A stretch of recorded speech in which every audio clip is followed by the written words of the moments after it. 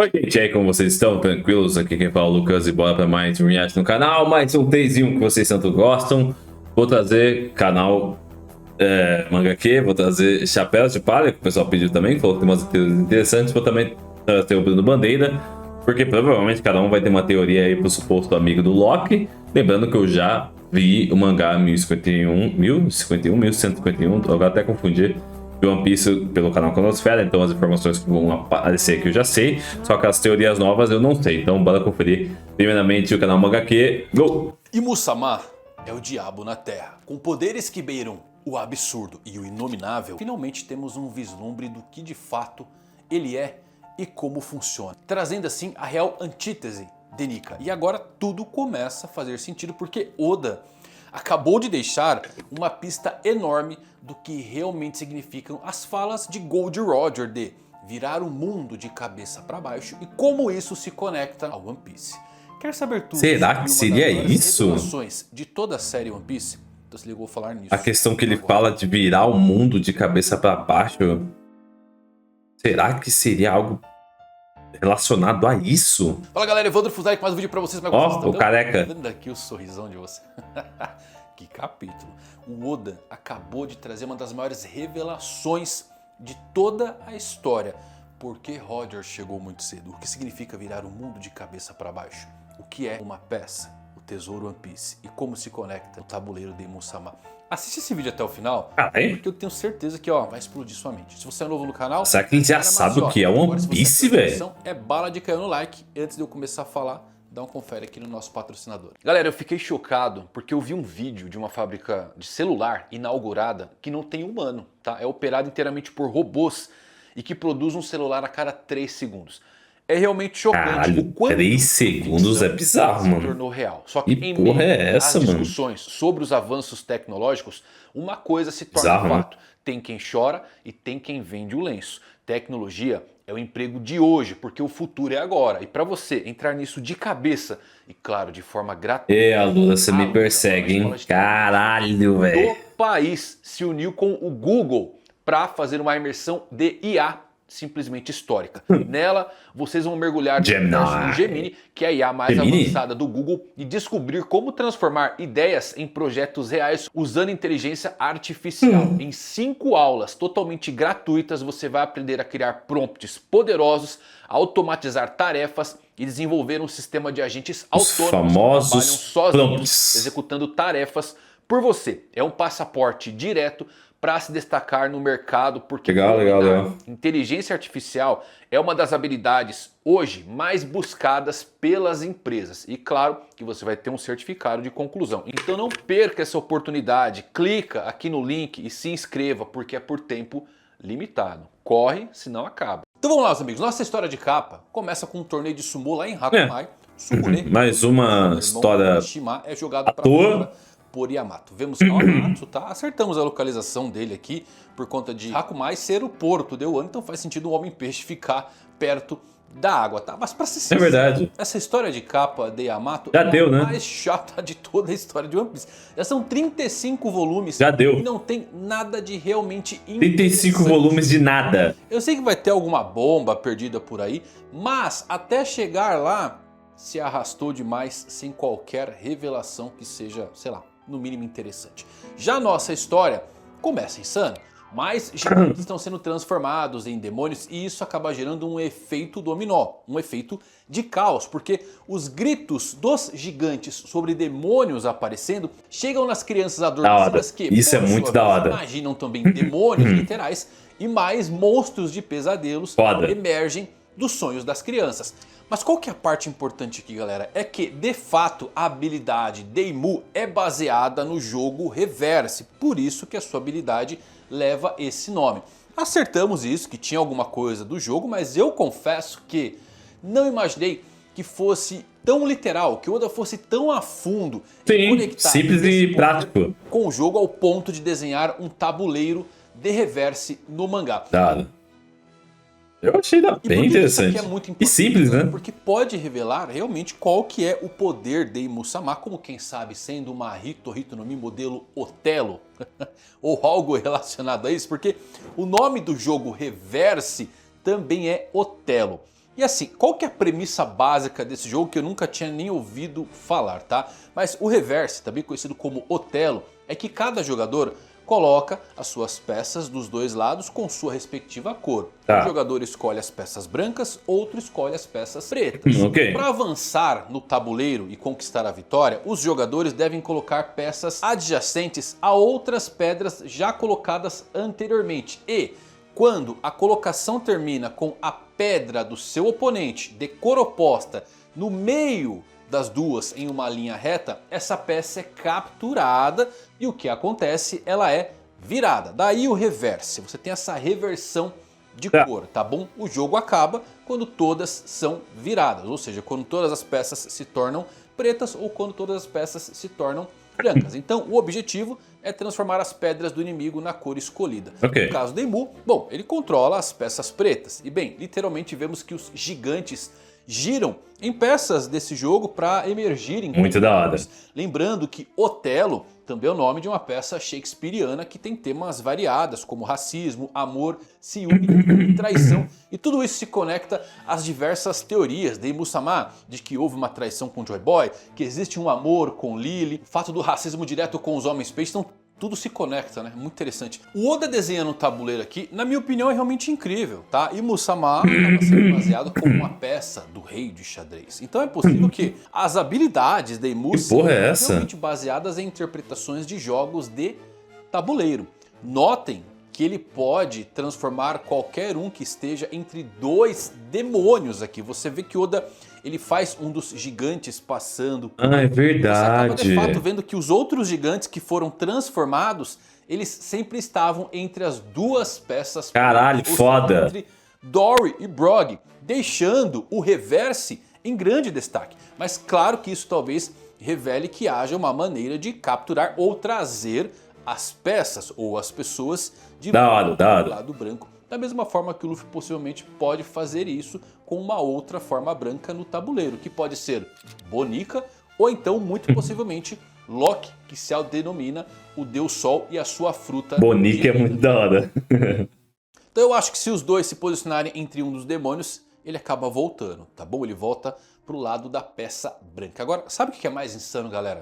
Segura na cadeira aí. A bandeira do governo mundial é composta por 4 peças reversíveis em volta de uma peça central, todas viradas para a cor preta. Nossa, pior, mano. É incrível como tudo nessa série pode ser recontextualizado de repente. Tá? O Oda ele é tão bom em deixar coisas em aberto, sem a gente nem perceber que estava lá. Com Imu desejando Vivi, a princesa de uma das primeiras ilhas do paraíso, e agora os gigantes de Elbaf, uma das últimas ilhas do paraíso, o seu objetivo poderia ser uma mudança em grande escala conectando a Grand Line, já que ele tem acesso agora aos Blues. Mais ainda, podemos acrescentar aqui ao Roger dizendo que quer virar o mundo de cabeça para baixo, a ilha dos homens peixes no fundo do mar, no lado oposto de Mary Joyce. Então assim, eu realmente estou chocado. O que isso revela? A bandeira do governo mundial é composta por 4 peças de reverse preta sobre uma branca. É azul, né? Mas ok. One Piece, olha só, uma peça deve estar no centro. O muito cedo mencionado pelos piratas Roger pode ser porque a peça lá de Laugh Tale ainda não estava no posicionamento correto. E mais ainda, o One Piece, a peça única, poderia até se referir, sim, a uma peça de jogo, pelo menos tematicamente. Portanto, One Piece é a peça crucial nesse jogo de reverse, Otelo, que uma vez colocada em posição correta, se tornará uma peça vital, decidindo o destino do mundo em favor de quem o controlar. E assim, o Oda ele é muito gênio, tá? É uma arma, então? Essas pontes gigantescas que estão sendo construídas pelo governo mundial. Lembrem, temos 4 pontes que são com o Tequila Wolf.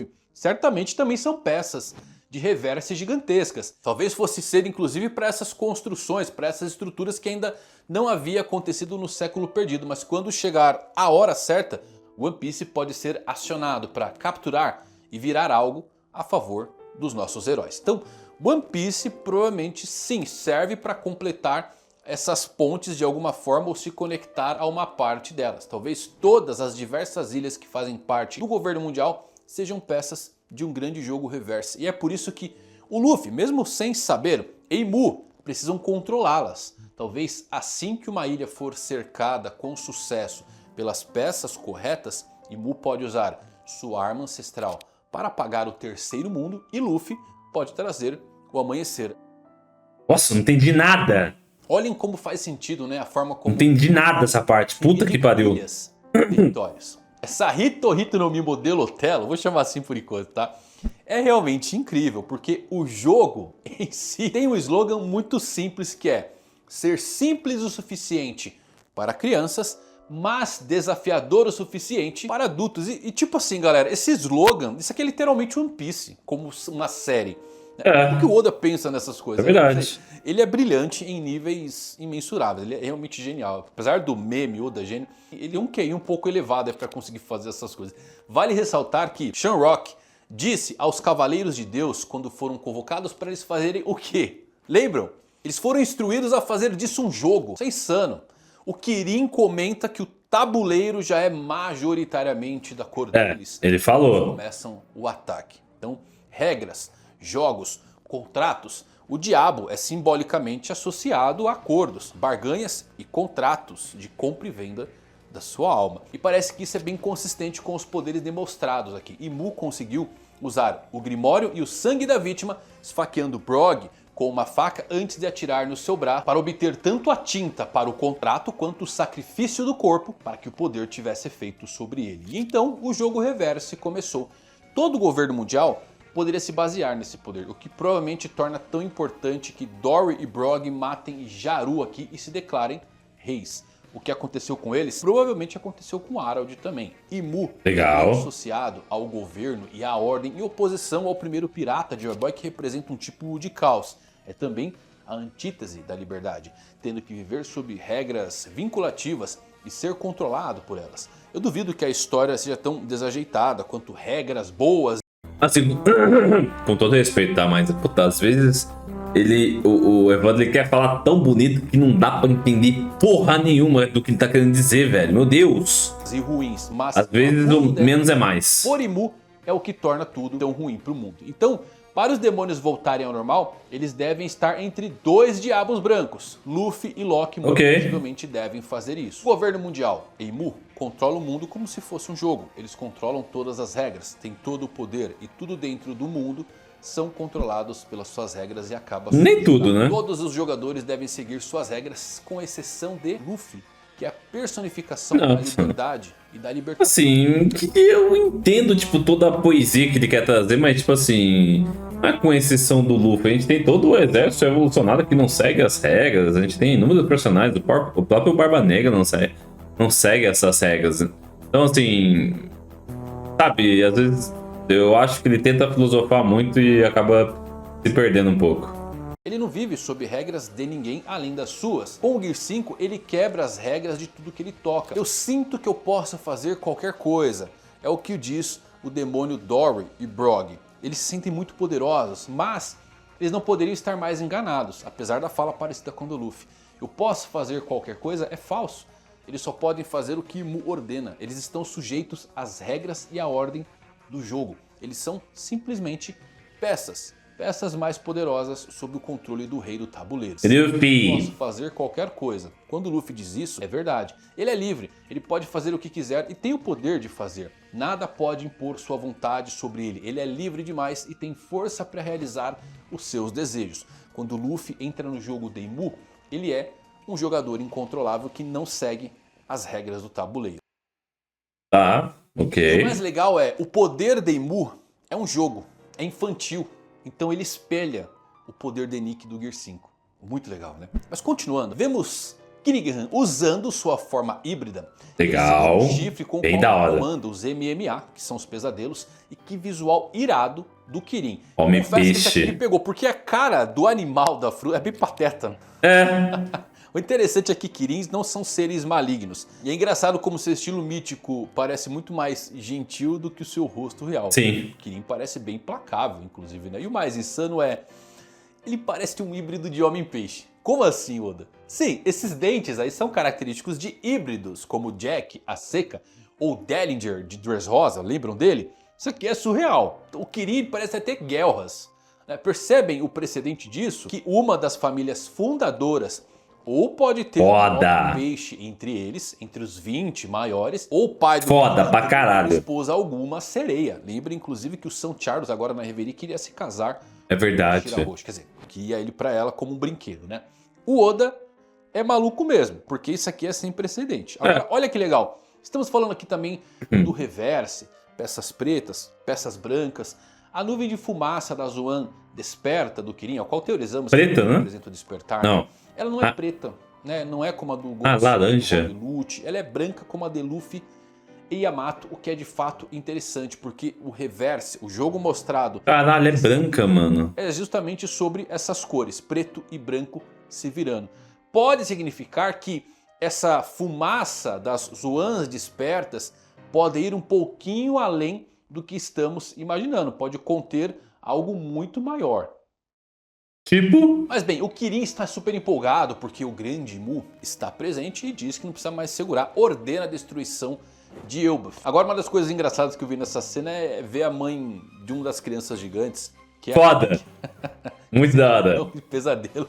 Porque ela surge igualzinha, não sei o que é mais assustador, o pesadelo ou a própria mãe do moleque ali que parece que tá com uma havaiana na mão. Mas bom, o Kirin, ele avisa Imu que o tabuleiro já está tomado pela cor deles e vemos um painel com pesadelos e demônios marchando. A parte curiosa é, por que alguém teria medo de Zunisha? Eu achei curioso ter um elefante ali, tá? É criança, pô. Dizem que Zunisha cometeu um grande crime, então talvez existam lendas sobre isso que ainda reverberam em Elbaf. Imu diz que eles vão continuar fazendo isso até que o espírito, o coração de Elbaf, esteja completamente partido. Uma punição pela falha do rei Harald, que levou a nação a se salvar momentaneamente do jugo de Imu-sama. Eu gosto como isso se conecta com as próximas cenas. Vemos quando o Gaban e o Chopper caem do mundo do sol para o submundo. O Chopper acaba usando o seu guard point para salvar Gaban. Loki e Hyrodin continuam discutindo sobre o que aconteceu com o rei Harald, né? E o Loki diz que o Hyrodin deve se ajoelhar ali se quiser saber mais sobre o ocorrido, porque ele está no chão. Mas o Hyrodin responde que não vai ouvir mais nenhuma palavra do homem que matou o seu pai. Sabe o que eu gosto dessa cena? Que o Loki ele não nega esse fato, né? Apesar de ter aquela foto nos capítulos anteriores ele dizendo: você acha realmente que eu fiz isso? Eu acho que o Loki, tá? Ele pode realmente ter matado o Harald, mas pode ter um efeito do Dome Reverse, ao qual transformou Harald um demônio, né? Então eu acho que o Loki acabou matando seu pai até para salvar as pessoas da própria Elbaf. Depois disso temos algo muito curioso, né? O Luffy diz o seguinte: ei, o Chopper caiu agora mesmo, mas o Sanji, ele não nota, ele notou alguém caindo, mas... É verdade. Como é que você sabe que é o Chopper? E vale mencionar... O haki da observação do Luffy tá melhor. Qual que era a proficiência de cada um do trio monstro ali na questão de... Era. Do rei, Zoro melhor no haki de armamento e o Sanji como sendo o melhor haki de observação de toda a tripulação, né? Então é legal porque o Sanji questiona, dizendo que houve apenas um grande barulho, mas como o Luffy sabia que o Chopper que havia caído? E o Luffy se pergunta a verdade, né? Como eu sabia que era o Chopper? Por que isso aqui é muito bom? Porque tá trazendo um mistério que é até esquecido por nós, né? E é um dos grandes mistérios. Deve ser o caso aqui de voz de todas as coisas, porque a cena do Luffy... Não. Isso aqui é puro haki da observação, pô. Eu acho que é só ele não sabendo que ele tem um haki da observação despertado, pelo menos na minha opinião. Voz de todas as coisas falam pro Luffy, que é uma pedra falando pro Luffy: olha, caiu seu amigo aqui. Que é muito parecida com o Momonosuke, que usava a voz de todas as coisas. Ele tem esse poder para controlar Zunisha, mas lá em Onigashima ele conseguiu escutar a voz de Luffy no telhado. Então a voz de todas as coisas é um big mistério e que por vezes até esquecemos do que é e o que representa. Enquanto o Luffy, o Zoro e o Sanji vão buscar o Chopper e o Gaban, Moça liga pro Loki e diz que devido a alguma situação não poder mais conversar. Quem é Moça? Quem é? Não é Leite Moça não, tá? Ó, eu não acho que seja coincidência que ele esteja em apuros justamente quando Elbaf está sendo atacado e Mary Joyce está em guerra. Poderia ser alguém entre os gigantes, poderia ser um nobre mundial da Terra Santa. É bem curioso para saber aonde o Oda vai levar isso, porque Moça, quem será que é? O mesmo apelido que o Luffy deu para Shira Hoshi quando conheceu a Princesa Sereia. Moça pode ser traduzido como cabeludo, sabe? Um bicho peludo e tudo mais. E o Luffy chamou Shira Hoshi desse jeito. Será que estavam conversando, como isso se conecta com o ataque de Mary Joyce, né? Mas pode ser alguém da própria Elbaf, como pode ser alguém da Terra Santa. Sim. Achei bem curioso isso aí, quem sabe nos Revolucionários, por que não? Bom, depois de dar os primeiros socorros a Gaban, Luffy, Zoro e Sanji descobrem quem ele de fato é. O Hyruin conta que ao lado do Rei das Trevas, Rayleigh, eles eram as asas do Rei dos Piratas. Em termos de força, Gaban provavelmente era o número 3 da tripulação, embora Gaban esteja deitado e mal consiga se mover. Ele levanta os 2 dedos e diz, não, eu sou o número 2. Essa piada me tirou bons risos, tá? O Gaban usando toda a sua força vital para rebater seu lugar na tripulação do Roger. Foda. Realmente me pegou. Sejamos realistas, Gaban demonstrou um feito mais devastador que o próprio Rayleigh, pelo menos até agora. O Gaban deu um golpe em um cavaleiro sagrado imortal que não é um cara de nível baixo. Ele quase acabou com um Gunko com um golpe, não fosse pelo... Verdade, isso é verdade, mano. Morto. Ele enfiou uma chave na boca de um Yonkou luto. E bem, o humano dormiu com uma gigante, então ele é o número 1 da minha lista, tá bom? Não tem como, justo, incontestável, beleza? Hyruin se pergunta o que aconteceu para um homem do calibre de Gaban acabar daquele jeito todo ferido. O Chopper explica que as crianças foram feitas reféns para que não pudessem encostar um dedo nos inimigos, mas de repente todos sentem o haki do rei. Foda! Aquele que ele lançou no capítulo anterior, porque essa cena está acontecendo simultaneamente. É um pouquinho antes no passado. E meus amigos, se o capítulo anterior achávamos que a escala era enorme, agora podemos de fato ver o alcance. É o haki mais grandioso de todo One Piece. Tirando do Joy Boy que tava preso lá, né? Porque o Joy Boy saiu lá de... Porque Egghead foi lá pra Marijoas, né? A árvore Yggdrasil parecia uma árvore comum. Não tem precedente para isso em nenhum personagem já mostrado. Nem a corda de Joy Boy chegou nessa escala. Ué, como assim? Como que a corda do Joy Boy não chegou nessa escala? A corda não tava em Egghead? O Imu não se ajoelhou em Marijoas? Caralho, olha a distância disso. Ué, eu perdi alguma coisa aqui? Não entendi.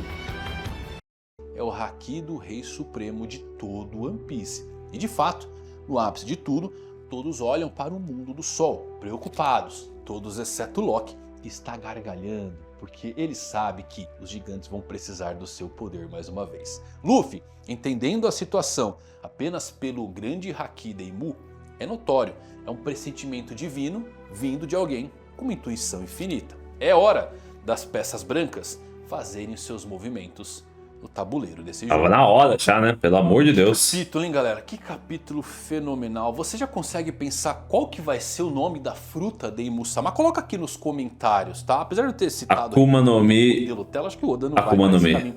Mas é de Fruta fato do diabo, muito modelo curioso fruta do o fato diabo. dele trazer jogos como uma espécie de poder. O contrato está lá, os demônios estão aqui, mas realmente a citação de um tabuleiro. Ou Akuma no Mi, Akuma. Literalmente, como vai funcionar? Eu ainda acho que isso aqui é só um fragmento. Fruta do diabo, tá? do demônio. Controlando o corpo do Gunko, não tá mostrando todo o potencial do que realmente Óbvio que pode não. fazer. Óbvio que não. Você, qual o nome da fruta de Imu-sama, ou pelo menos do seu poder, porque pode ser algo inerente. Coloque aqui nos comentários. Se gostou desse vídeo, deixa um like. Bora conferir o vídeo do Bruno Bandeira agora. Assistirem. Fui. Preparados? Bora conferir o Bruno Bandeira, depois a gente vai pro Chapéu de Palha. Go! Galera, saiu o capítulo 1151 do mangá de One Piece, a primeira batalha entre Luffy e... E tipo assim, o vídeo do Evandro, na minha opinião, não teve nada demais. Teve mais a questão ali, falando sobre a questão do reverso ali e tal, que eu achei legal, mas... ok. Imo está prestes a começar. Os demônios criados por Imo seguem aumentando e o cenário fica cada vez pior. Olha só. Resta agora que o Luffy, Zoro e Sanji se aliem aos novos piratas gigantes e ao príncipe amaldiçoado Loki. Galera, capítulo de preparação, depois de 2 bombas que a gente teve nas últimas 2 semanas, um capítulo um pouco mais morno para preparar o terreno para a grande batalha final será do arco de Elbaf contra os pesadelos. Olha, eu acho que é o arco final. Né? Os gigantes encapetados de Imo, pelo menos da batalha. Também dos cavaleiros sagrados, mas galera, muita coisa bacana pra gente comentar no vídeo de hoje, né? Sobre os demônios, sobre os pesadelos, sobre uma conversa muito específica com o príncipe Loki e muito mais. tudo isso no vídeo de hoje. Então fica comigo até o final, porque hoje é dia de capítulo inédito de One Piece, mas não antes, você sabe de deixar o seu like e entrar pro Vamos ver qual que vai ser a muito pouco teoria que o Bruno vai trazer. 900 mil tripulantes aqui nesse canal, beleza?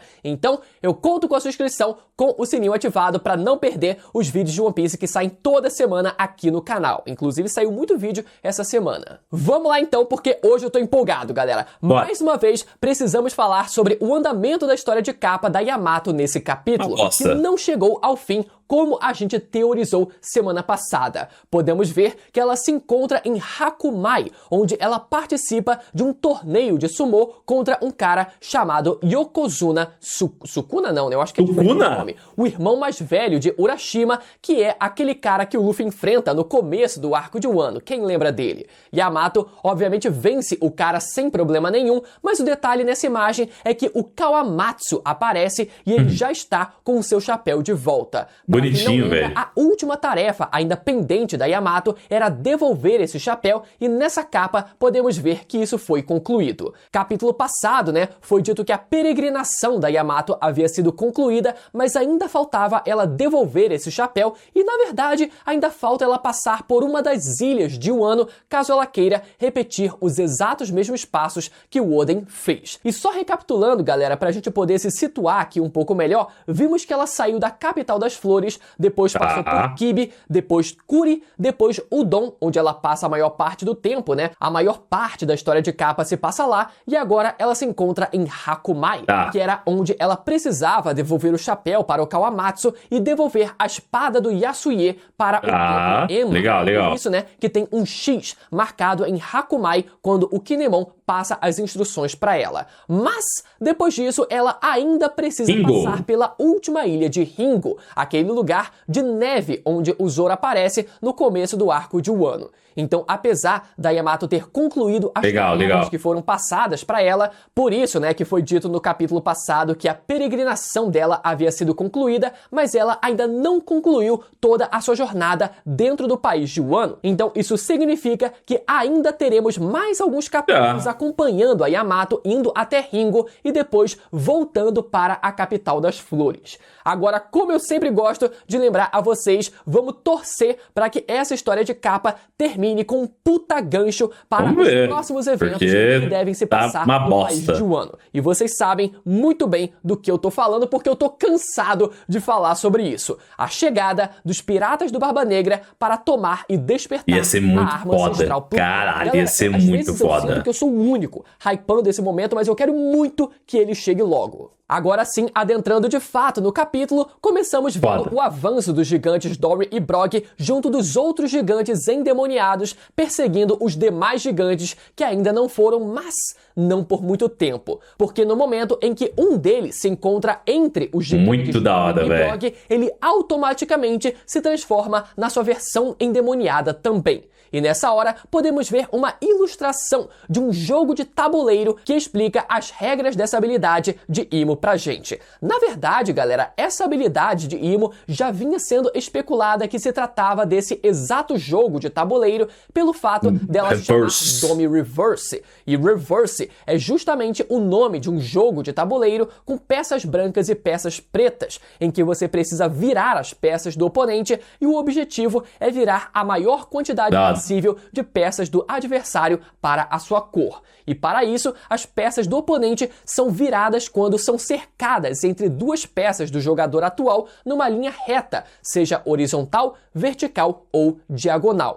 Por isso que quando o Dory se posiciona mais à frente e o gigante random fica entre ele e o Brog, ele automaticamente vira de cabeça para baixo e aparece a sua versão endemoniada. Inclusive, isso aconteceu também com os outros gigantes no capítulo passado, que também estavam entre o Dory e o Brog e viraram demônios de forma automática. O único que a gente não sabe se foi transformado de forma automática foi o Dory, que já apareceu transformado em demônio depois da cena ter sido cortada, né? A cena é cortada e quando volta para mostrar os gigantes, o Dory ele já aparece transformado em demônio. Mas às vezes o Dory, ele pode ter ficado entre o Brog e o próprio Mu. Aí ficou tipo como se fosse duas peças pretas, né? E ele como branca ficou no meio.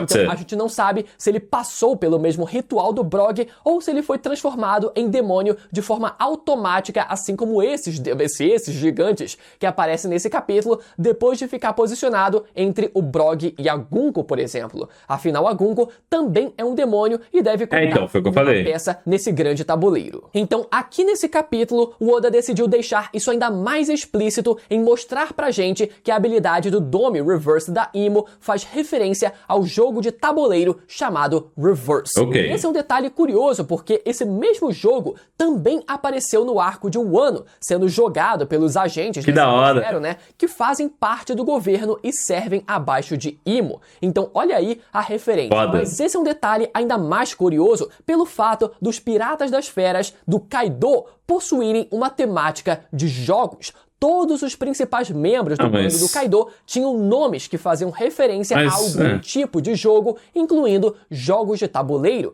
E por que isso é interessante? Porque isso sugere que talvez isso não fosse uma mera coincidência. O Kaido sabia da existência dos Cavaleiros Sagrados, afinal ele esteve presente em God Valley também, mas talvez o Kaido soubesse inclusive da existência dessa habilidade de Imo. Talvez não de Imo propriamente dita, mas dessa habilidade de Imo. E como essa é uma habilidade que transforma os seus alvos em demônios idênticos aos Zors, talvez o Kaido tenha usado isso como uma inspiração para formar os Piratas das Feras. Afinal, o Kaido possuía o sangue do Ors, justamente o sangue dos demônios que Imo consegue trazer para esse mundo. E o detalhe é que essa não seria a primeira vez que o Oda usa o Kaido para referenciar elementos do mundo de One Piece. Basta a gente lembrar da sua técnica do Ragnarok, que ele chama de Conquistador dos Três Mundos, exatamente como a mitologia de Elbaf menciona.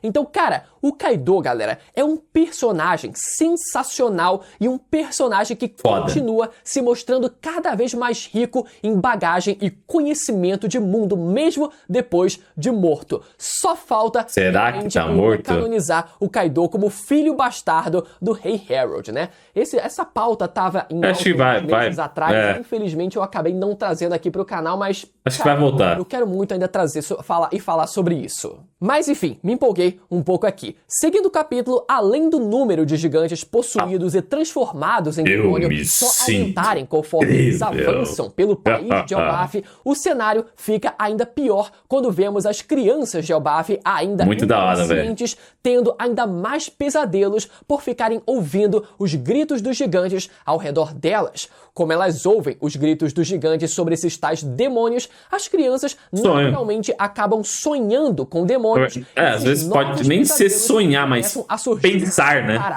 E somado a isso, também podemos ver que os pesadelos que foram derrotados, no caso, despedaçados, não apenas retornam da fenda criada pelo Kirin Han, mas eles também conseguem se regenerar. Vemos um deles ali, né, conseguindo reestruturar e reconectar a própria cabeça. Então tudo isso só mostra como a coisa está cada vez pior no país de Elbaf. Em tese eles são imortais. Todos esses pesadelos podem. Está o próprio Kirin Han, que aparece pela forma híbrida. Vez na sua forma híbrida de Kirin.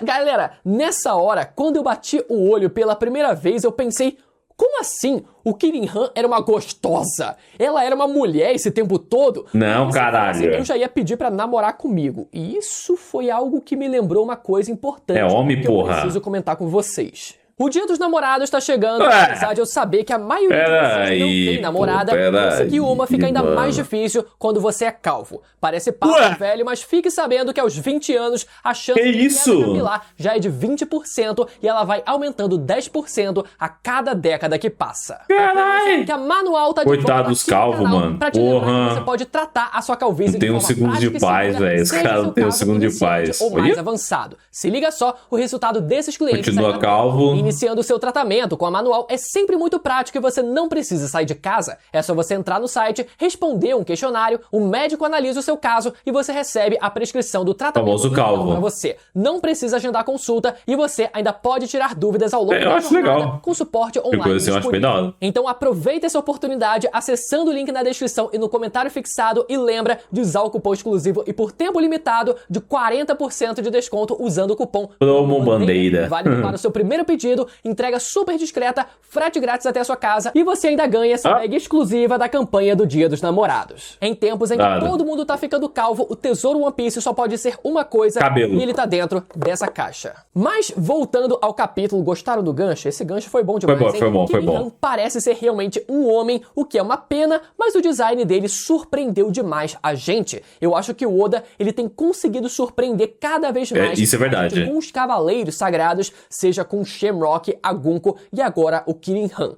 E o detalhe sobre o Kirin Han é que ele possui esses dentes afiados que lembram os dentes de um tritão. Então será que ele é um híbrido que possui o sangue de um tritão também? Seria interessante, né? Porque isso faria com que ele tivesse um físico ainda mais forte do que um humano comum. Seguindo o capítulo, os buchas de palha seguem parados. Buchas de palha! Brook e Jinbe. Puta que pariu, que raiva, mano. Presos sem fazer absolutamente nada. E eu acho incrível como eles estão conseguindo ser tão buchas. Parece até que a doença do Sop de ser bucha... Isso é verdade, mano. Eu tenho que concordar com o Bruno, velho. Parece que a doença do Sop passou pra todo mundo. Ô, o Jinbe tá ali, velho. Jinbe peitou a porra da Big Mom, velho. E ele tá ali. Nossa, a situação saiu de controle, né? Porra, mano. Tem criança quase sendo assassinadas e não estão fazendo nada. Caralho, foda, hein, mano. Infectou todo mundo, incluindo um de baço, coitado. Cara, o Jinbe nessa foi foda, né? Foi foda. Nessa hora que vemos a tal mãe, que se parecia muito com a Big Mom, e olhando agora, né, ela parece bem menos do que a gente pensava. Mas isso não significa que isso não tenha sido um baita de um foreshadowing e um aceno fortíssimo do Oda para o retorno da Big Mom. Será? Baf. Fazia tempo, hein, que eu não falava da velha aqui nesse canal, né? Peço perdão por isso, já tinha gente até me cobrando nos comentários dos últimos vídeos, mas sim, eu vou cumprir a minha agenda e defender mais uma vez o retorno da velha Big Mom em Elbaf até que isso aconteça. Ah, Bruno, mas você ainda acredita nisso? Olha o tanto de coisa que já tá acontecendo. Ah, meu amigo, vocês não... o final de One Piece, filho, vai acontecer um monte de coisa. Em não acreditar no retorno da Big Mom, cara... O que você tá fazendo nesse canal ainda? Enfim, mais adiante no capítulo, vemos Zimo no corpo da Gunko falando sobre o espírito de Elbaf e que se o Rei Harold não tivesse falhado naquele instante, esta nação há muito tempo estaria sob o jugo do seu domínio legítimo. Galera, frase quentíssima essa. Vamos lá. A gente já tinha visto o Rei Harold, né, ter sido apontado pelos Cavaleiros Sagrados como o grande culpado por tudo isso que vem acontecendo. Mas agora tudo parece fazer sentido. O Rei Harold não era mancomunado com o governo, não era um lobo em pele de cordeiro como a Madre Carmel, por exemplo, né, que vendia as crianças de Elbaf para o governo. Ele era sim uma boa pessoa, uma pessoa que tinha boas intenções e eu sempre defendi isso. O que provavelmente aconteceu baseado no que estamos vendo aqui é que Imo foi capaz de possuir o corpo do Rei Harold e uma coisa que sugere que isso tenha acontecido é o design do próprio Harold, com essa capa dele, né, que mais parecem asas de um demônio, vejam só vocês. E eu já disse isso nos últimos vídeos, mas eu vou dizer de novo. Eu acredito que o fato do Rei Harold ter arrancado os próprios chifres tenha sido uma tentativa dele se libertar da possessão e do controle de... Caralho, da hora, hein? Os Elbaf já haviam dito que ele fez isso como uma forma de protesto contra a violência que a sua raça representava, né? E representou no passado, mas o que os gigantes não sabiam é que ele estava fazendo isso como uma forma de lutar diretamente contra a possessão de Imo. E essa violência e sede de sangue que vem junto dessa possessão. Puta que pariu, galera. Eu quero muito ver o flashback desse homem ainda nesse arco e eu acho vai mostrar. Basicamente esse. Seguindo o capítulo, vemos Scopper Gaban caindo em direção ao submundo e descobrimos que o Chopper pulou junto para tentar salvar o Gaban. Lembrando, né, que o Chopper não estava preso junto dos buchas de palha. Cara, buchas de palha. Assim, separar. São dois bandos a partir de agora. Tem os chapéus de palha e tem os buchas de palha. Por isso, então, ele conseguiu pular atrás do Gaban. No fim, o Chopper consegue salvar o Gaban com o Guard Point e podemos ver a reação de Luffy, Zoro, Sanji, Loki e os demais gigantes. Podemos ver que tanto o Luffy quanto o Loki conseguem sentir a presença dos que caíram, e o detalhe é que o Luffy consegue identificar que um dos que caíram era o Chopper, e ele fica surpreso, muito da hora, né, com o fato dele saber que aquele era o Chopper, dele conseguir identificar a presença do Chopper. Então isso mostra, né, como o haki da observação do Luffy. Porra, haki da observação do Luffy, exatamente. O Evandro falando, tipo, da roça e todas as coisas, tipo, ih! Vem melhorando a ponto dele próprio ficar surpreso com isso. Quanto mais evoluído é a observação da pessoa, mais refinamento ela tem para identificar a presença dos outros ao seu redor. Algum tempo depois, enquanto o Gaban era tratado, vemos Loki receber mais uma ligação daquele moça que já havia ligado antes para o Loki e dito que eles eram amigos. Nessa ligação, esse tal de moça agradece pelas conversas e amizade que eles tiveram e comenta que não conseguirá usar o Dendemushi por algum tempo. Galera, eu acho que não é um mistério pra absolutamente ninguém aqui de fora que esse tal de moça é o gigante Jaru. Primeiro ponto. Ó, ele tá na onda do Canosfera também. Barba gigantesca igual ao Jaru. Segundo ponto. Então, eu pensava nisso também, que o Dendemushi parece ser barbado, mas aparentemente o pessoal falou que é porque ele é do inverno, então não sei. Ponto. A palavra moça faz referência ao termo moça-moça, que significa cabeludo ou uma barba muito comprida. Então, moça é apenas um apelido para o Jaru, que possui essa barba gigantesca.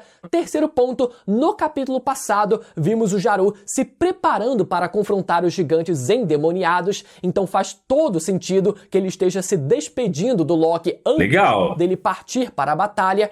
Quarto ponto, foi dito que esse tal de moça passou por um evento traumático no passado que o afetou profundamente, e isso obviamente está ligado à espada que ele tem enfiada na própria cabeça, né? Espada essa que parece ser a mesma do Rei Harold. Então tudo leva a uma única conclusão. Jaru dá a entender que é ele. E ele esteve junto durante o incidente que levou à morte do Rei Harold. Tanto o Loki quanto o Jaru enfrentaram o Rei Harold encapetado depois dele sair do controle por causa da possessão de Imo, e por isso os dois foram obrigados a enfrentá-lo e o Loki precisou matá-lo, resultando no Jaru, no caso o tal de moça, ficando com a espada do Rei Harold fincada na sua cabeça. E uma fala que reforça ainda mais essa ideia é quando o Loki reage dizendo nesse próprio capítulo que aquela coisa horrível voltou. Ou seja, faz o Loki se referindo a Gunko ou qualquer outro demônio controlado por Imo aparecendo mais uma vez. Aquela coisa horrível, faz sentido. A pergunta que a gente precisa se fazer é: por que diabos o Loki e o Jaru não tentaram explicar o que aconteceu com o Rei Harold difícil, e o Loki né? só aceitou ser tratado como o grande culpado por tudo isso? Me digam aí nos comentários as teorias de vocês. Seguindo o capítulo, vemos o Gaban sendo tratado pelos gigantes e finalmente vemos o Luffy descobrindo quem diabos era aquele velho. Luffy descobre que o Gaban era uma das asas do Rei dos Piratas ao lado de Silvers Rayleigh. Nisso, parece que foi o Hairudin que comenta que o Gaban provavelmente era o terceiro mais forte do bando, e eis que o Gaban tira suas últimas forças do rabo para dizer e afirmar que ele era, na verdade, o segundo do bando, e levanta dois dedinhos assim, antes só faltou ele morrer, sabe? Seria completamente cômico ele morrer, mas dizendo, eu era o segundo, e falecer. Ia ser muito bom. Então, galera, ver o Gaban ainda ativo de certa forma nesse arco e não sendo completamente esquecido depois dele cair lá de cima, né? E o velho ainda voltando só pra fomentar ainda mais a treta de quem é o mais forte, não só no bando do Roger, mas se refletindo também nessa treta no bando do Luffy, né? Que acaba espelhando também o bando do Zoro é o segundo. Seria interessante, antes da galera subir até o Reino Solar, que o Gaban passasse pelo menos alguma dica teórica de como o Luffy pode ser capaz de enfrentar a imortalidade dos Cavaleiros Sagrados, né? Já fala alguma coisa, pelo menos. Arco de treinamento em Elbaf, bem que o Gaban poderia passar alguma dica para o Luffy poder se preparar, pelo menos uma dica teórica. Já no final do capítulo, depois do Chopper explicar toda a situação lá em cima para bem legal, eles são interrompidos por um rastro de haki do rei enorme que se alastra pelo submundo, assustando até mesmo o Gaban, Zoro e Sanji. Até o Luffy fica assustado com suor na cara e temos o deixa isso comigo para o Chopper deixar tudo aquilo com ele, Hairujin ordenando o seu bando para que eles subam até o Reino Solar e Loki perguntando de quem é aquele haki monstruoso e dizendo que eles vão precisar do seu poder. E assim termina o capítulo. Mano, o próximo vai ter que ser foda. Galera, como eu falei, um capítulo de preparação para a batalha final, acredito eu, né? A suposta batalha final desse arco, mas ainda assim, muita coisa bacana que deu pra gente comentar nesse vídeo aqui, né? Sobre o Loki, sobre o gigante Jaru, o tal de moça, sobre os pesadelos que continuam aparecendo em Elbaf, sobre os gigantes encapetados que continuam aumentando. Legal também. Né? Nesse arco ali, só piorando ainda mais as coisas. E um detalhe só, nessa última parte aqui, que muita gente comentou, né? Do Luffy, ele mostrando, ele ficando completamente assustado com a óbvio, velho, daquele haki do rei. Muita gente comparou essa reação com a reação do Luffy quando ele sente a presença do Kizaru chegando em Egghead, e o pessoal dizendo que a reação do Luffy com o Kizaru foi muito mais assustadora, né? Ou seja, o Luffy pareceu muito mais... É porque, na minha opinião, o haki do Kizaru talvez fosse familiar. Então ele talvez sabesse quem era, mas não lembrava. Mano, alguém muito forte tá chegando e eu já senti essa presença. Aqui, com o Imu, ele nunca sentiu. Então ele tá tipo, mano, caralho, tem alguém forte lá, mas eu não faço a mínima ideia de quem seja. Pode ser isso. Mais assustado com o Kizaru do que com Imo. Enfim, o resto da treta aí fica com vocês. Ficou até o final e gostou do vídeo? Então bora conferir agora o vídeo do nosso querido Chapéu de Palha. E pra finalizar, bora conferir o vídeo do nosso querido Chapéu de Palha. Foi Evandro, foi Bruno, agora Chapéus. Luffy dominou Haki Haru.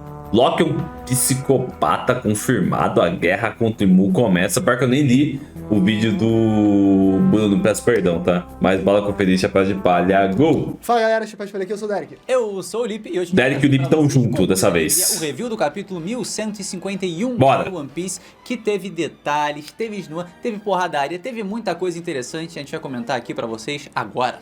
Imu capirotando, Chopper Gaban. Novo poder do Luffy. Quem sabe aí... Cara, Killingham já tá aí, cara, bombando nas redes. Novo poder do Luffy. Ah, o haki de observação.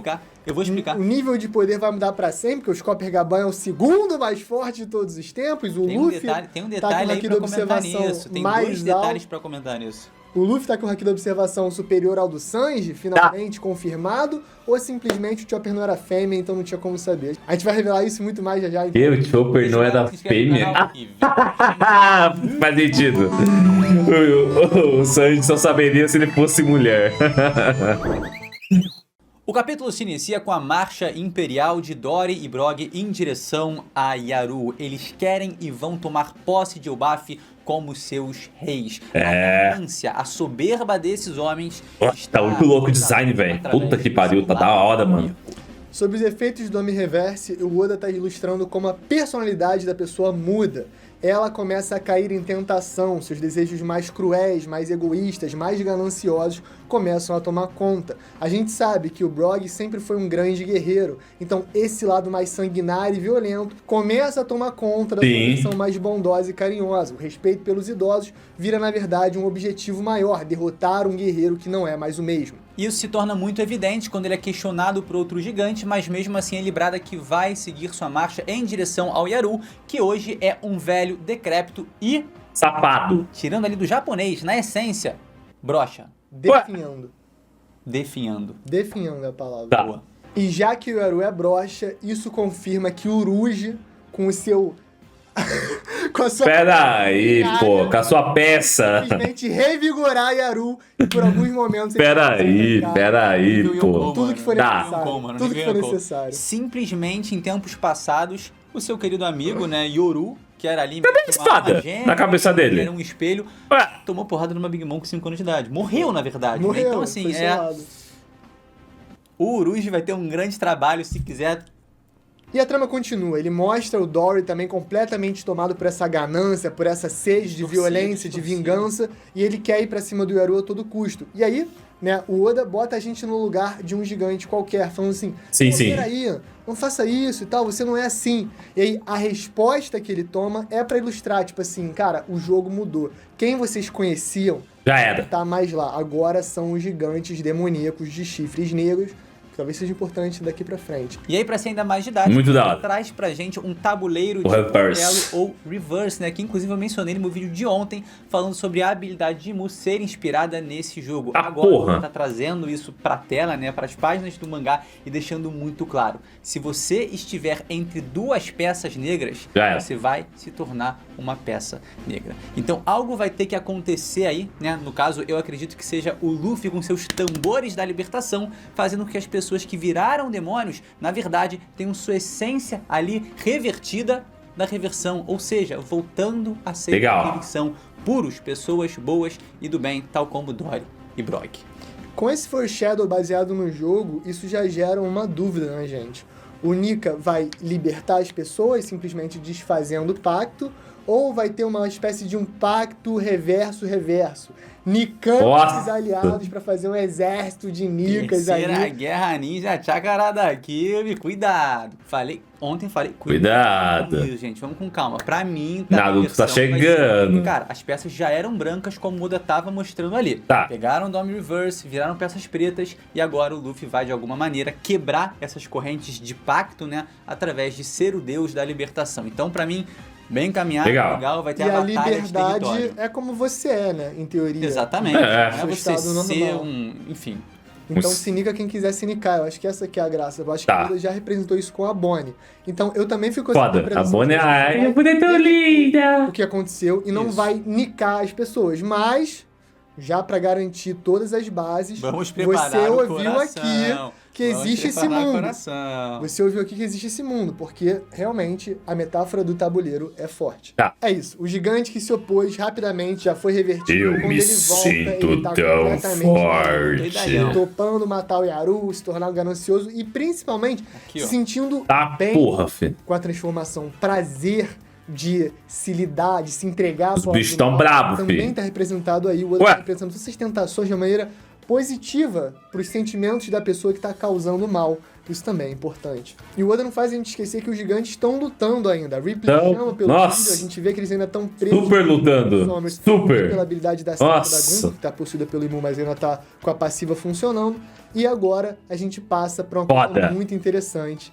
Kirinhan sendo revelado. Cara, ele chegou pra, nesse capítulo, roubar certos holofotes e também mudar sua percepção apenas através da estética. O cara aparece extremamente badass, muito diferente da sua forma Sim. de King, que é simplesmente um cavalo Bobo. doidão, almado, que tá com o zoião esbugalhado e é engraçado. Sim. Agora ele traz uma aparência muito mais ameaçadora. E detalhe, aqui ele tá numa forma híbrida quadrúpede. Ele tá com a parte de cima humano, a gente já vai falar sobre isso, e a parte de baixo Kirin. Só que, na anterior, cavalo, ele mano? tava com as pernas normais, como se fosse humano, Bípede. e a parte de cima Kirin. Então É que tá era despertado. outra forma híbrida, mas dessa vez uma forma híbrida. É que eu acho que o despertado ele fica talvez com duas pernas e talvez a forma normal é quatro pernas, sei lá que porra, velho. Agora atual é quadrúpede, isso também lembra a gente do próprio Itambarão Venazujuro, que lá em Egghead teve sua forma completa, né, animal mostrada, mas logo também deixou a sua parte de cima apenas humano, formando aí também o híbrido quadrúpede. Outro detalhe interessante do design dele é que ele tá carregando esse chifre, né? E aparentemente esse Uma corneta, chifre né? que ele consegue usar pra controlar os sonhos. Com o Imu em cena de batalha, ele tá revigorado, tá completamente sanguinolento e tá querendo ir pra cima. Então, Legal. a questão de mostrar que os pesadelos estão cada vez se tornando mais poderosos. Conforme as coisas vão piorando em Elbaf, as fontes da energia maligna do Kirinhan crescem e, obviamente, ele consegue dar mais dano. Agora, que dentinho, pontudo, é esse. A Safado. gente já tá assimilando ele ao Rod Jones, ao Dellingham, a Madame Shirley, a Charlotte também, pra Linné. E se liga nesse detalhe.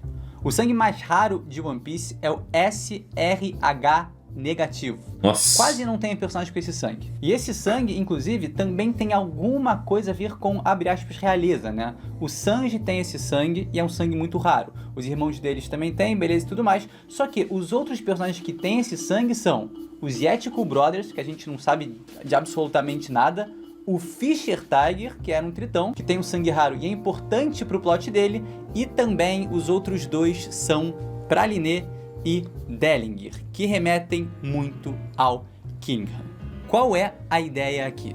Que esse cara seja tritão, ou pelo menos meio tritão. Sim. E tem um detalhe muito interessante. Curiosamente, o Killingham é o único cavaleiro sagrado que desce de Marejoa com um capacete de astronauta ou um capacete de mergulho. Só que tem um detalhe aqui. E se esse capacete, na verdade, for como se fosse um pequeno aquário? Tiver água ali dentro? Repara nisso. Quando ele entra no modo híbrido, ele simplesmente estica a fuça dele e encosta nessa máscara de respiração. Quando ele sai do modo híbrido e tá normal, é como se ele estivesse ali respirando algo normal. Mas quando ele tá no híbrido, ele precisa estar necessariamente com o focinho encostando para estar respirando o ar de fora. Então tem algum ar ali especial. E detalhe, se a gente for ver a clavícula dele, a gente enxerga duas guelras. Caralho! Extremamente similares ao da Shirley, os dentes também remetem muito, então ele tem detalhes de tritão. Mas eu sei que você tá pensando agora, Derek, cara, um tritão tem Tenryubito? Sim. Tritão dragão celestial? Sim. Parece uma antítese, né? Algo que realmente não combina, só que o Oda, desde o meio de One Piece, né, quando a gente tá em Sabaody, ele tava trabalhando o interesse que os dragões celestiais têm em sereias.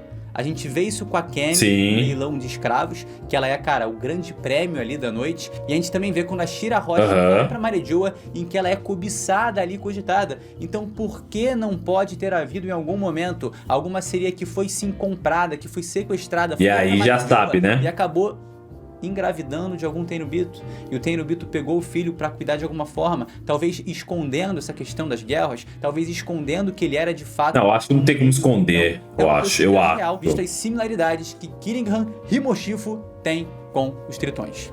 Com essa descrição incrível, eu acabei de pensar num paralelo bem interessante, porque se o Killingham carrega ali no seu aquário, literalmente, água, isso é muito interessante. Porque justamente os Tenryubitos usam o capacete de astronauta para não ter que respirar o ar, né, verdade, das pessoas. Boa. Eles querem se proteger desse ar impuro, sujo, que outros súditos nojentos respiram.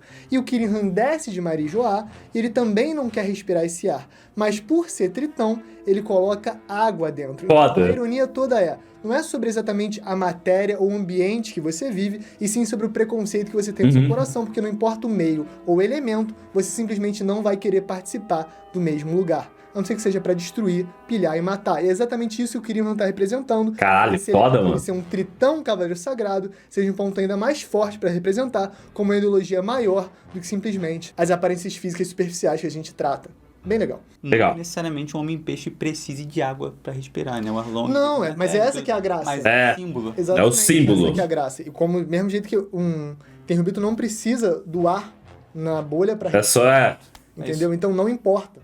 Entendeu? É sobre o que você tá na sua cabeça, sobre o que você pensa, como você se sente. E essa que é a graça. Muito foda. É literalmente uma bolha. Gente, é literalmente uma bolha. O Oda não consegue ser mais explícito que isso. Os caras vêm literalmente numa bolha, não importa onde eles vão. E esse cara que é um tritão, de uma espécie que nitidamente vive uma opressão e preconceito absurdo, vive numa bolha que ele mesmo fez. Sim. Detalhe, tu viu qual é a arma dele? É um tridente, né? Coisa mais comum, Rod Jones usa, o nosso querido rei Neptune usa também, e é uma arma totalmente relacionada a Poseidon.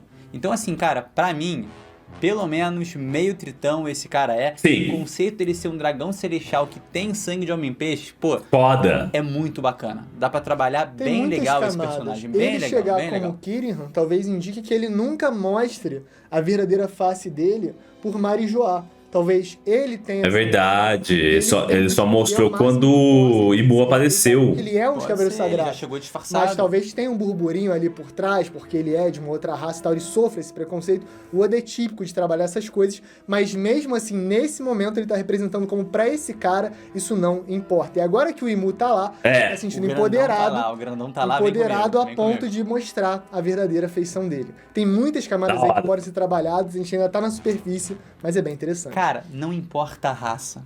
O que vier ali pra somar, né, pra acrescentar o poderio bélico de Mu, ele vai ter. Não tava convidando o Loki agora há pouco? O tamanho do Loki, velho, que porra é essa, mano? Servir também como ser um cavaleiro sagrado? Ué, mas os gigantes também não são outra raça, não são... Então assim, não importa. É poderio bélico, vai somar pra Imu-sama? É isso. Ele vai querer do lado, mano. Vai querer do lado do Reverse. Ele não tem preconceito. Ele abraça todos. Gente boa, gente boa. Gente boa. E aí, pra finalizar, né, a participação do Killingham, ele comenta que Elbaf basicamente está se autodestruindo. Por quê? Porque são os sonhos das crianças, né, que estão sendo jogados ali pra destruir essa terra. Sonhos das pessoas não tem fim. O cara realmente ali muito engraçadinho. Sonho dos homens, né, não tem fim. Ele tá sendo exclusivamente o responsável por isso. E aí, nessa sequência, a gente chega em Imu-sama. Imu-sama. O plano de Imu agora tá bem claro. Ele pretende destruir a alma, né, o coração de Elbaf, atingindo suas crianças e fazendo com que eles se subjuguem para sempre. Porque o Imu é inteligente. Ele não quer que o que aconteceu em God Valley se repita de ter que nucar todo lugar. Ele quer usar os exércitos dos gigantes, as estruturas, os poderes que eles têm e talvez que ele até não conheça. E por isso ele tem que manter essa estrutura. No entanto, quebrando o espírito de Elbaf, eles vão estar sempre subjugados. Eu acho que é justamente isso que o Oda vai representar nesse arco, sobre como o espírito de Elbaf vai tentar superar Imu. Após a frase de Imu-sama, somos julgados em breve em que nosso querido Chopper Gaban sim está sendo jogado pra baixo. O Chopper pulou lá, ele tá correndo, mano, a patinha dele aí, como se tivesse Luffy na quinta marcha, dando igual o Papaléguas, é sensacional. Ele consegue alcançar o Gaban. Bom, o Chopper tá ali no modo motinha, né, descendo, pum, provavelmente um guarda-ponte gigantesco pra salvar a queda do Gaban e tá tudo suave. Só que a gente tem percepções curiosas logo depois da chegada do Chopper e também do Chopper Gaban lá no reino do submundo.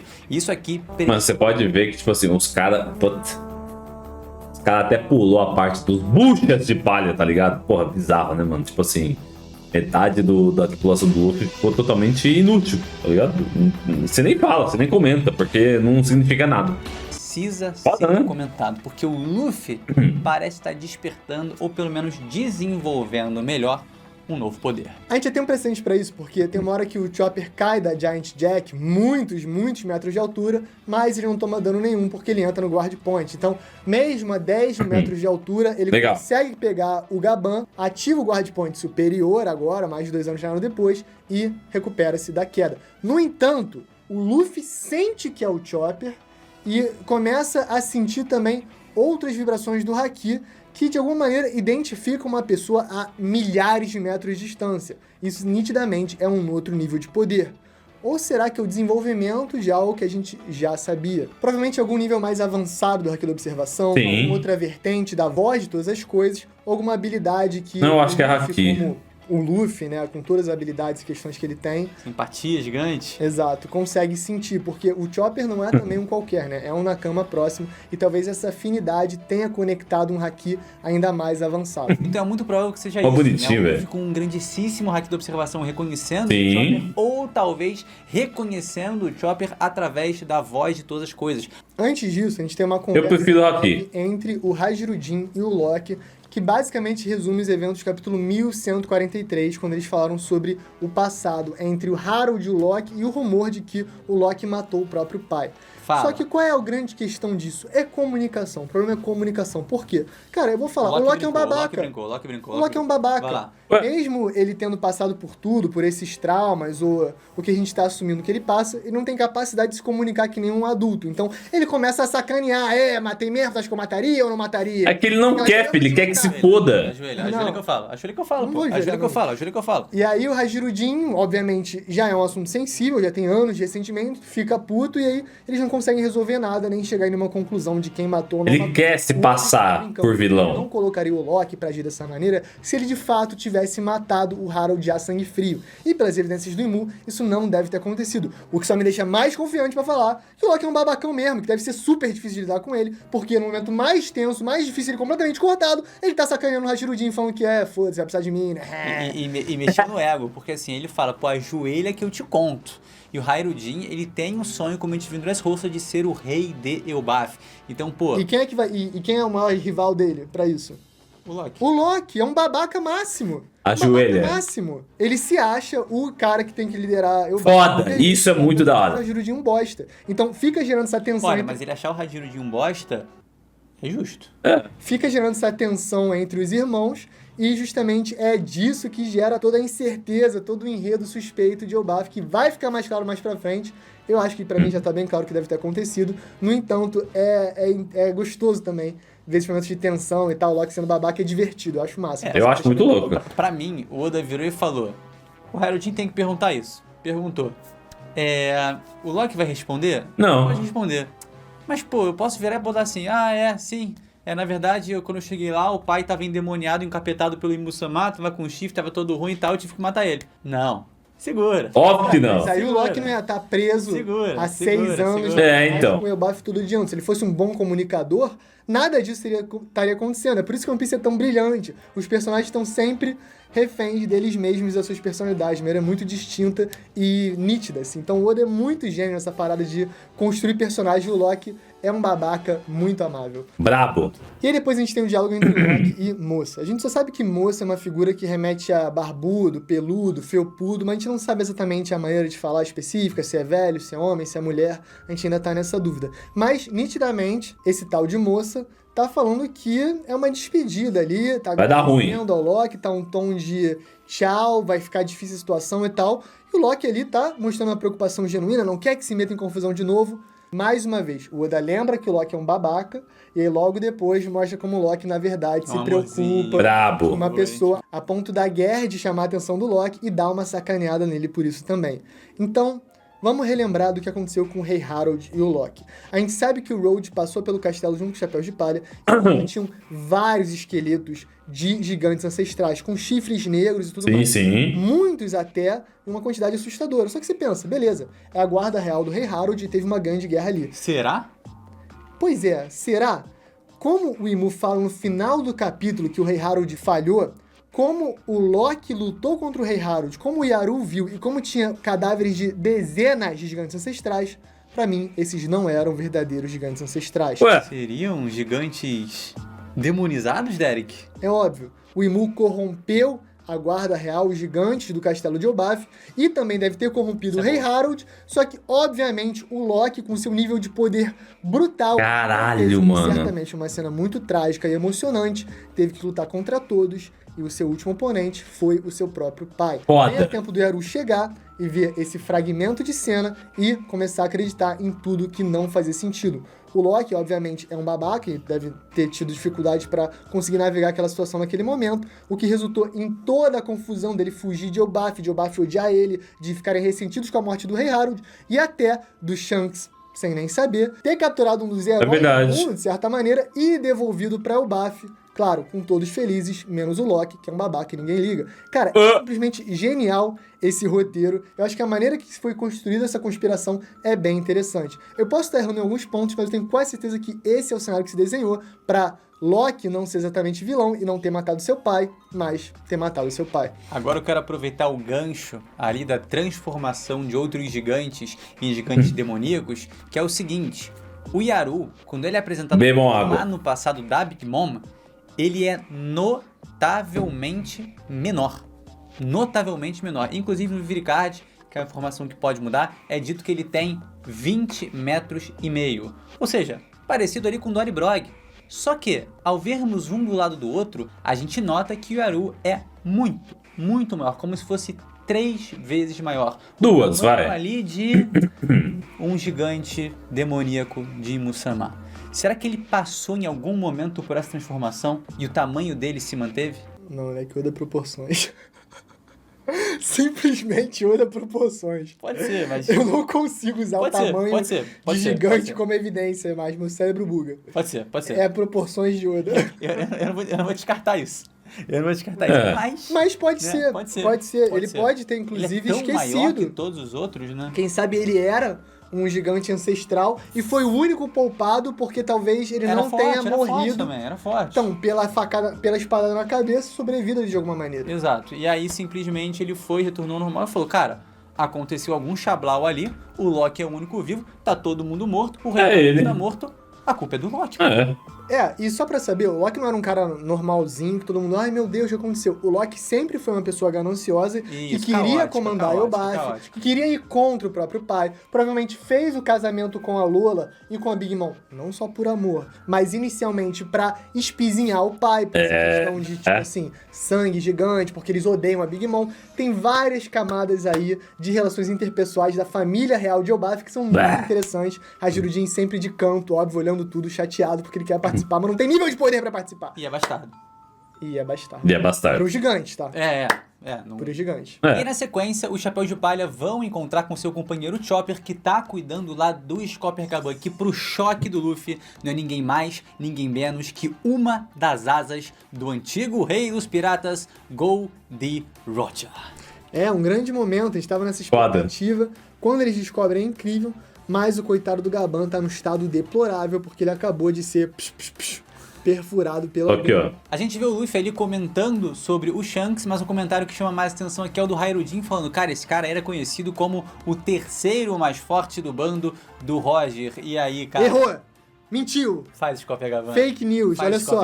O Copacabana é número 2. Pode puxar o teu PNG, o teu JPEG, o teu tierlist.com, seu post chechelento no Facebook, porque ele tá errado, tá? O Rayleigh não é o segundo mais forte da história, é o Gaban, confirmado agora, saindo da boca do cavalo. Ele revelou, revelado. Oden não tá aí no debate, não tá discutindo, então também foi solado pelo refém criança. O Gaban, mesma coisa, vejo um padrão, mas eu não vejo um padrão no fato de que o Rayleigh e o Gaban não tem mais padrão. Agora tá despadronizado, agora tá assimétrico, agora tá diferente.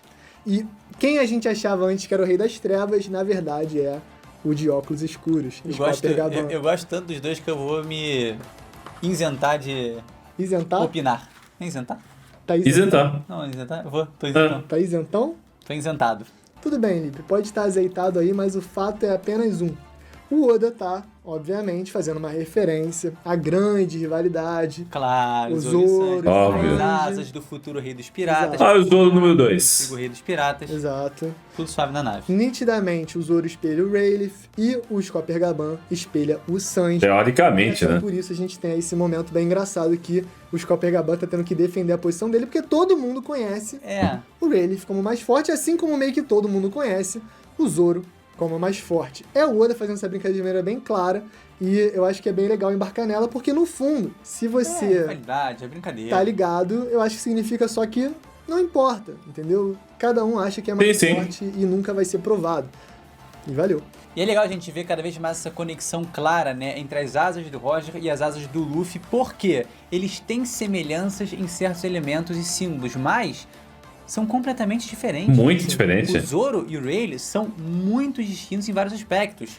O Gaban e o Sanji também, mas tem elementos gritantes nos personagens que os conectam. E o que isso traz? Cara, autenticidade pro Sanji e pro Zoro, e faz do Gaban e do Rayleigh não cópias antigas dos personagens que a gente tanto ama. Não. São simplesmente personagens incríveis dentro de uma obra incrível, com outros personagens incríveis que se espelham neles, mas não são referências diretas, mas sim alguns elementos conectados. Bom demais. Piada vai, piada vem, né? A gente tem o Chopper explicando esse cenário que se constrói, que não é nenhuma piada, é cabuloso, diria até diabólico. Cara, o Elbaf tá sendo atacado, tá acontecendo... Salcedo! Né? A prova viva do que ele Cabral! Acontece. Um haki do rei avassalador rompe ali as barreiras de Elbaf, chega no submundo, sai do... Cara, é uma loucura total, é um haki muito extenso. E ele interrompe, né, a conversa do Chopper, tanto que o Luffy até fala, Chopper, eu já entendi. Isso é o suficiente. Deixa comigo. Ele tá preparado. Ele reconhece a ameaça que se faz lá em cima e entende que o cenário pega... Muito foda. Caralho, mano. Precisa voltar pra lá. o Deus do Sol precisa enfrentar o demônio da dominação. O quadro final é um quadro que o Oda ama fazer de certa maneira. O Dante Eras teve alguns outros exemplos. Um que eu lembro bastante é que 1 ano antes da guerra final, você tem ali Law, Luffy e Kid indo em direção à batalha. Dessa vez você tem Hajirudin, Luffy e Loki indo em direção à batalha com essa perfeita metade. Da direita a bucha.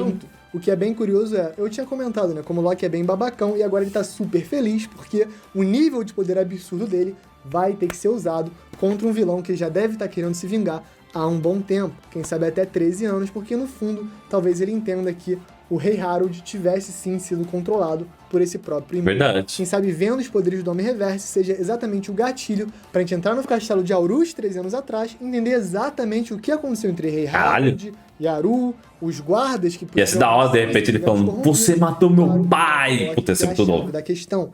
Mas um detalhe, a gente não sabe cadê o que aconteceu com essa fruta lendária. É a fruta do Luffy? Existe uma outra fruta? É talvez até a própria fruta que o Imu tá usando? A gente não sabe ainda. Eu acho que esses gatilhos do flashback vão chegar aí. Agora, falando do Gaban rapidamente, ele deve estar com essa sensação, tipo assim... As consequências das minhas ações chegaram pra me assombrar, né? Pô, o Roger fugiu, o Rayleigh também foi tirar férias. Eles sabem que não completaram a missão principal, né? Sim. O capirotão tava ali e agora a gente vai colher o fruto de não ter ido diretamente. Exato. Eles sabiam que tinha uma coisa errada, que eles tinham que resolver, mas aí chegou ali e falaram, mano, quer saber? Ele já tá sem tempo de vida, o Rayleigh tá com a Shaq, eu tô com a Ripley. Cara... Tá, João, né? Aposentou. Deixa pra próxima geração. Meio Neymar do Eu Santos, não vou ter assim. que lidar com isso, porém... Agora estão lidando. O Vini a conta chega. Entendeu? Tá tudo certo. Eu passo pano pros frases do Roger. Eu passo muito pano. Eu falo, não, eles sabiam que tinha que esperar Eles a sabiam hora que tinha que certa. viver a vida, tinha que ser feliz. Sim. Tinha que esperar ali a figura do Rei do Sol voltar a aparecer pra mudar o mundo. Vai ficar que nem o Dragon, estressadão, sem uma felicidade e alegria. O Dragon estressadaço o tempo todo ali. Pra nada. Concentrando, olhando ali, será que meu filho chega, será que não chega? Eles não queriam isso. Eles queriam uma vida ali de liberdade, pacata, mas... Eu acho que o Oda ainda tem que trabalhar uma questão aí nos Piratas do Rocha. Quanto mais próximo eles chegam de como o mal do mundo ainda tá aí pra destruir tudo, eu acho que mais interessante fica o porquê da jornada deles realmente acabou quando acabou. Eles sabiam, cara. Chegaram cedo demais. Cedo demais, né? Tinha que esperar alguém pra resolver esse problema. Esse BO não é meu, esse BO Essa pica aí não é minha não, fi. Por favor. Meus queridos, esse foi o review do Fechou. 1151 de One Piece. Cara, gostei bastante das 3 análises. A Devandra, eu confesso que às vezes me cansa um pouco por toda a poesia que ele tenta colocar e às vezes eu fico completamente perdido, fico em Narnia, não entendo nada. E eu acho já a dinâmica do Chapéu de Palha e a dinâmica do Bruno Bandeira mais... Eu ia falar mais melhor, mas melhor. E assim, achei da hora essa questão do Kirihan, que eles trouxeram... Kirihan, que é o que parece um dragãozinho lá, achei da hora, mano, ele usar a água ali pra simular como se ele estivesse não respirando mesmo o ar. Mano, muito da hora mesmo. Um personagem que deve ser interessante daqui pra frente. E eu acho que talvez, provavelmente nos próximos capítulos aí, a gente vai ter um possível flashback com o passado do Loki, né? Eu acho que já tá na hora da gente saber o que aconteceu com o pai dele, provavelmente talvez sendo controlado ali por Imu. E talvez até o próprio Imu matando o pai dele, não sendo propriamente o Loki. Então, de repente a gente tem um Loki aí subindo pra batalha, falando, foi você que matou meu pai. E aí, de repente, a gente tem um flashback mostrando realmente o que aconteceu. Mas curti bastante, espero que vocês também tenham curtido. Inúmeras teorias, inúmeras fanfics aí. Eu acho que o Luffy tem um Haki da observação avançado. Você acha que é a voz de todas as coisas? Comenta aí que eu quero saber a sua opinião. Beleza? Então é isso. Beijo, fiquem com Deus.